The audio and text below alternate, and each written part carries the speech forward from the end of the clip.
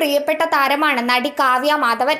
ദിലീപുമായി വിവാഹം കഴിഞ്ഞതിന് ശേഷം സിനിമയിൽ നിന്ന് മാറി നിൽക്കുകയാണവർ. വിവാഹത്തിന് ശേഷം പല നടിമാരും വീണ്ടും അഭിനയിക്കുമ്പോഴും എന്തുകൊണ്ട് കാവ്യ മാധവൻ അഭിനയിക്കുന്നില്ലെന്ന ചോദ്യം പലപ്പോഴും ആരാധകർ ഉയർത്തിയിട്ടുണ്ട്. ഭർത്താവും നടനുമായ ദിലീപിനോടും പലരും ഇതേക്കുറിച്ച് ചോദിച്ചിരുന്നു.